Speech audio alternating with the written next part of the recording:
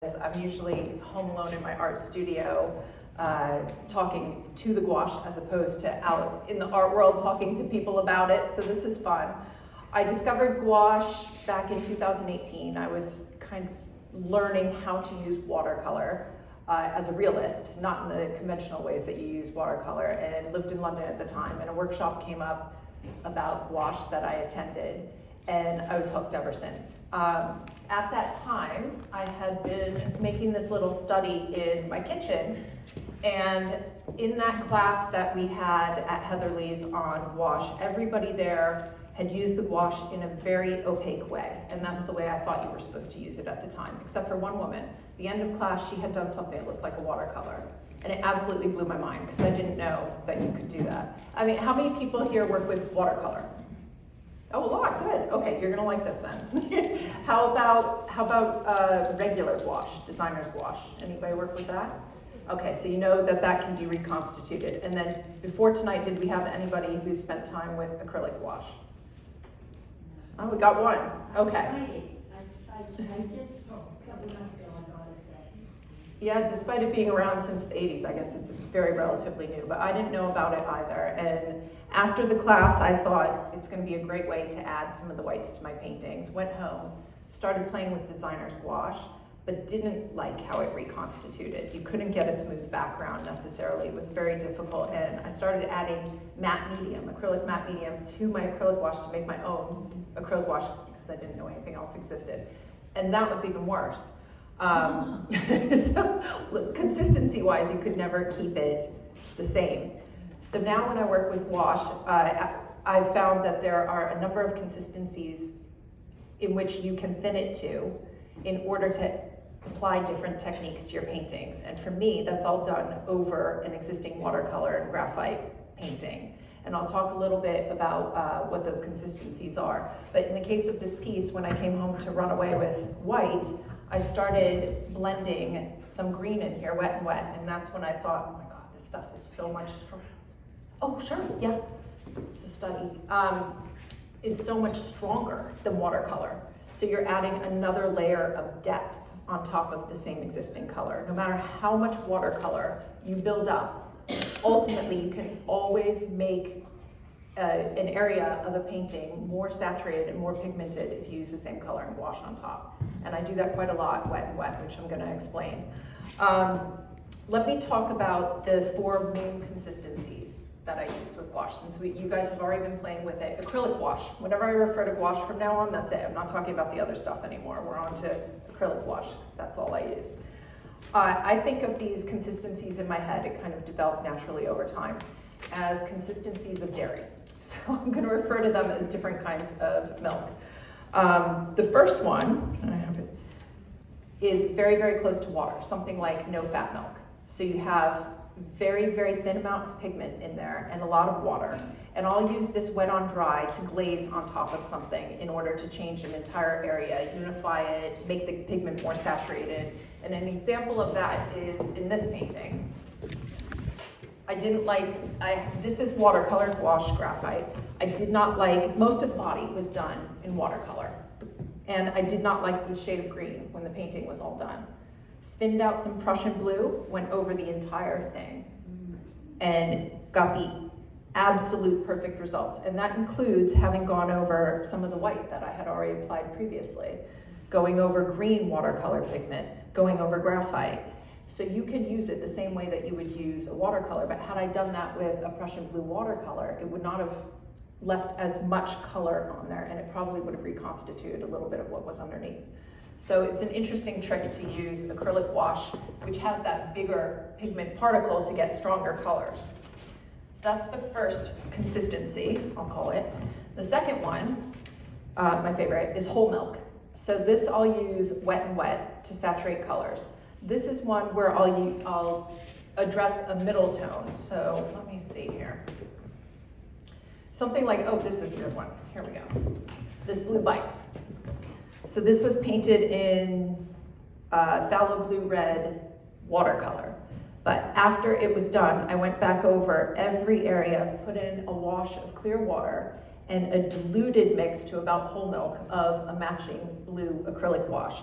And it just brings out the depth and the color. It's really, really cool how it does that. It makes such a huge difference. If you think that you've done a watercolor and you've achieved the most amount of color that you can do, if you put wash on top, there's even more. The third one is heavy cream. This is a very cool one. This is where I'll use it to clean edges. So if you work with watercolor a lot, and I work with watercolor on cold pressed paper, which is rather knobby, because it's so fine, no matter how good you are, you're gonna get some feathery edges. It's transient, it tends to bleed. You can lift those and then take your acrylic wash, put down some water, and you can get a sharp edge. Because the pigment is bigger, it's easier to control. So you're almost like creating a wall or a little border around your watercolor that way. And it's also a neat way, because acrylic wash doesn't reconstitute, to put down some dark areas, lines like black, where had you done that in watercolor, which you need to build up quite a lot of pigment, if you washed over it, it's gonna bleed. If you put those edges down in black and then do some washes over it, this is my demo piece, so I'm gonna show you some things on, but I put shadows down first, and then as I build it, I tend to find that it's too light, so I'll wanna wash, make it more blue, make it more green, but if the black is already down, it's gonna move, it's transient, if I go over the whole thing. If I do the edges in black acrylic wash, it's not gonna move when I go over it. So you can keep things really, really sharp with the acrylic wash. And then the last one, we'll call it whipped cream, double cream, whipped cream, is primarily wet and wet. And this is where I'll use a lot of white. I'll lay down an area of clear water again and use a slightly thicker pinpoint of white if I want to get kind of a starburst, that reflection. And if you put that down, you actually do need to thin it quite a bit. Otherwise, if you put the acrylic wash right into a wash of clear water, it won't disperse like you're used to with watercolor. You really need to dilute it a little bit to get it to flow. And that's where I call that whipped cream. It's also great for streak-free backgrounds. This is another great example. On this painting, there was an entire background scene in here of a parking garage. I didn't like it. So I took a stiff oil brush and some of it had been done in acrylic wash, scrubbing it out till the paper was absolutely destroyed. It left most of the painting underneath, and I was able to mix this pale green using an opaque white, go right over it and reconstitute the surface of the paper, get a completely smooth background. And in order to get the background this smooth, I always suggest you prime your paper first by laying down a wash of water so that you have time to move it around. So those are kind of the 4 ways in which I use acrylic wash. But the most important thing about using acrylic wash is having a stay wet palette. When I first started using it, I found it very difficult to work with. If you put it into a butcher's tray or a porcelain palette, anything, it's gonna dry immediately. And even if you have a nice sized blob that stays wet on top, every time you go to use it, thin it, you might pick up some dry flakes and they end up in your painting.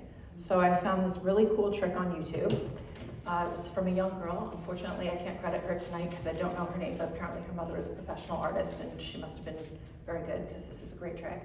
So what you do is you take a tray, it can be any kind of tray, and fill it paper towel. And then you're gonna absolutely soak your paper towel and get rid of any excess water until the paper towel's fully absorbed. And then this is regular baking parchment. This one, in fact, is my favorite. It's Amazon Basics. And it can sit in here with paint on it for days that gets mixed, and none of the surface breaks. You don't get any lint or pieces in here. And what's great about this palette, once you've done it, you put your paints into the Stay Wet palette. I have left this open air in my studio literally for days and come back and it's still been wet. And when I have a lot of paint on there, I'll put some plastic on top, saran wrap, whatever I have, and throw it in the fridge. And you can go back a week later and still use it. And you'll find that you'll know this, why this is so important is if you try to use acrylic wash, well, probably like you're doing now, most of your paints are probably dry, right? You're not able to use them again. Wet paper towel. And then the parchment paper, that's it. And smooth the parchment paper onto the paper towel. It's letting some of the moisture come through the bottom. And when I'm really worried about, I might put a drop. I mean, it's just an old habit of always putting a drop of water on top of any pigment that I'm using anyway to keep it wet from the top. But it is absolutely incredible how this will work for days.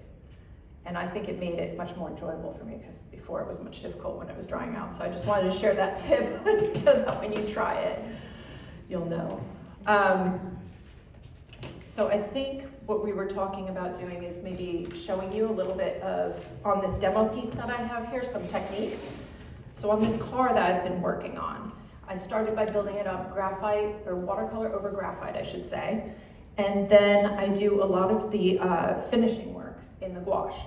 So on this piece thus far, right down the center line, this whole area has had gouache, and I'll bring it around to kind of show you close up some of the areas, and that has not. So I can show you the difference in how that works, but particularly in these shadows on the car, I'm gonna do some wet and wet with the aqua greens and the turquoise to show you how you can use them to do a wash and get more saturated pigment than is there. I think the body of this car thus far probably has about 6 watercolor washes on it, and it still has a long way to go, but I'm gonna get there a lot faster and create more tonal depth because there'll be such a range of colors on there by using the acrylic wash to get the darkest darks on there.